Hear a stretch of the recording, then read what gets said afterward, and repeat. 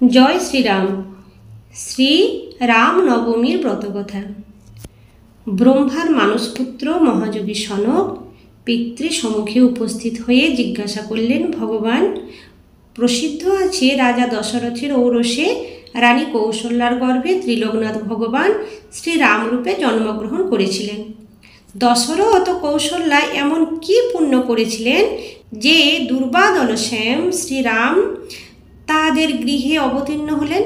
ব্রহ্মা তখন বললেন, বৎস, তুমি জগতের কল্যাণার্থে অতি পবিত্র প্রশ্ন জিজ্ঞেস করেছ। এর উত্তর দিচ্ছি, তুমি শোনো। রাজা দশরথের যৌবনকাল প্রায় শেষ হয়ে এলো, অথচ তার কোনো সন্তান হলো না। বংশ রক্ষা হয় না দেখে রাজা দশরথ খুবই চিন্তায় ছিলেন। শেষে তার কুলপুরোহিত বশিষ্ঠদেব রাজাকে বললেন তার স্ত্রীকে সঙ্গে নিয়ে শিব দুর্গার মন্ত্র জপ করতে। রাজা দশরথ ও তাহার মহিষী বা তার পত্নী পতিপরায়ণা কৌশল্যা ধ্যানমগ্ন হয়ে শিব দুর্গার মন্ত্র জপ করছিলেন।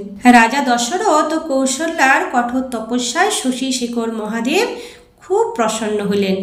তিনি তখন রাজা ও রানীর কাছে এসে আবির্ভূত হলেন। কৈলাসপতিকে দেখে রাজার আনন্দের সীমা রইল না। তিনি জোড়হাত করে সদাশিবকে সম্বোধন করে বললেন, হে ভগবান, আপনাকে প্রত্যক্ষ চোখের সামনে দেখে আমার জন্ম, কর্ম, চক্ষু ও দেহ সার্থক হলো। সদাশিব বললেন, রাজন, তোমার কি প্রার্থনা বলো, আমি তা পূরণ করব। রাজা তখন বললেন, হে কৈলাসনাথ, আমি পুত্র অভাবে নিরন্তর মনোদুঃখে দিন কাটাচ্ছি। কি কর্ম করলে আমি পুত্ররত্ন লাভ করতে পারি, আপনি তার উপায় আমাকে বলুন। তখন দেবাদিদেব মহাদেব বললেন, মহারাজ, তুমি ভক্তি সহকারে পুত্রেষ্টি যজ্ঞ সম্পাদন করো, তাহলেই কৌশল্যার গর্ভে ব্রহ্মাণ্ডপতি জনার্দন তোমার পুত্র রূপে অবতীর্ণ হবেন এই ধরাধামে। দেবাদিদেব চন্দ্রনাথ এই বলিয়া অন্তর্ধান হইলেন।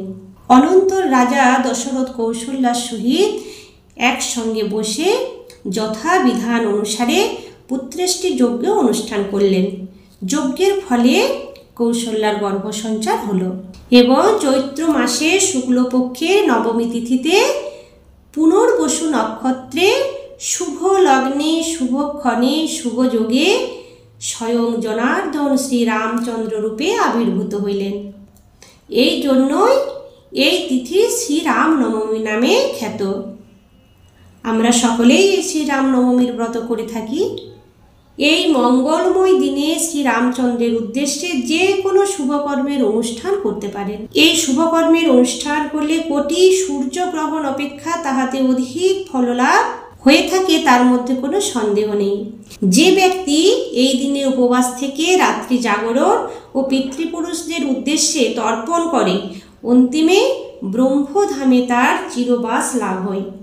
যদি এই পুণ্যতিথিতে নির্জনে বসে দশমী তিথির আগমন পর্যন্ত ভক্তি সহকারে শ্রীরামচন্দ্রের উদ্দেশ্যে ইষ্টমন্ত্র জপ করা হয়, তাহলে তার দ্বারাই পুরস্চরণ ক্রিয়া সম্পাদিত হয়।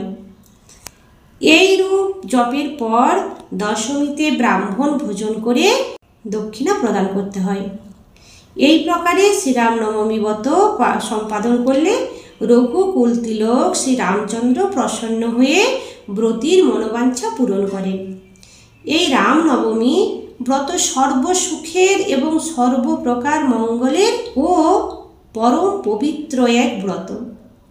ব্রহ্মার মুখে এই কথা শুনে তাপশ্রেষ্ঠ সনক পুনরায় জিজ্ঞাসা করলেন, হে পিত, এই প্রকার ব্রতের বিধান কি?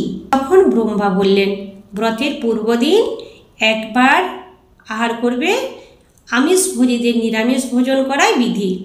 রাত্রিকালে কুশ বা কম্বলের শয্যায় শয়ন করবে, কিন্তু স্ত্রীর সহিত শয়ন করবে না। সকালে গাত্রস্নান সেরে ও নিত্যক্রিয়া সম্পাদন করে পবিত্র হয়ে যথাবিধি সংকল্প করবে। তারপরে ঘটে বা পটে শালগ্রাম শিলায় বা প্রতিমাতে শ্রীরামচন্দ্রের পূজা করবে। প্রথমে কৌশল্যার ও তারপরে দশরথের অর্চনা করতে হয়। তারপর পরিবারবর্গের পূজা করিয়া নবগ্রহ, দিকপাল ও অস্ত্রসমূহ অর্চনা করবে। মধ্যাহ্নকালে শ্রীরামচন্দ্রের আবির্ভাব স্মরণ করে শ্রীরামচন্দ্রের চরণে পুষ্প অর্ঘ্য এবং তার পূজা সম্পাদন করে 3টি পুষ্পাঞ্জলি প্রদান করবে। রাত্রি জাগরণ করতে হয়। পরদিন সকালে স্নান সেরে যথাবিধি ভক্তি সহকারে শ্রীরামচন্দ্রের পূজা শেষ করে ব্রাহ্মণকে ভোজন করাতে হয় এবং দক্ষিণা দিয়ে তাদেরকে সন্তুষ্টি বিধান করতে হয়। তারপরে নিজে পালন করতে হয়। যে ব্যক্তি এই রামনবমী ব্রত কথা শ্রবণ করে সে ইহধামে পুত্রাদি সহ অতুল সুখ লাভ করে এবং মৃত্যুর পর ব্রহ্মধামে ফিরে যায়। ভক্তি সহকারে ব্রতকথা শ্রবণ করলে রোগীর রোগ দূর হয়, বন্ধা নারী দীর্ঘজীবী পুত্র লাভ করে এর প্রসাদে নির্ধনের ধনলাভ হয় এবং ভয়ার্ত ব্যক্তি ভয় থেকে মুক্তি পায়, এ বিষয়ে কোনো সন্দেহ নেই। এই ব্রতের অনুষ্ঠান করলে যেরূপ পুণ্য সঞ্চয় হয়ে থাকে, নানাবিধ যজ্ঞ, কঠোর তপস্যা বা সর্বতীর্থে ভ্রমণের দ্বারা তা সেই পুণ্য লাভের সমান হয় না। হে বৎস, তোমার প্রতি স্নেহ হেতু আমি এই গূঢ় মাহাত্ম্য কীর্তন করলাম। সাধারণের নিকট তুমি এই ব্রতের বিষয় প্রকাশ করিও না। যে ব্যক্তির ভক্ত হরিহরে ভেদ জ্ঞান নাই, তা দৃশ্য শিষ্যের নিকটে এই ব্রত প্রকাশ করবে। এই হলো শ্রীরামনবমীর ব্রতকথা। জয় শ্রীরাম, জয় সীতারাম।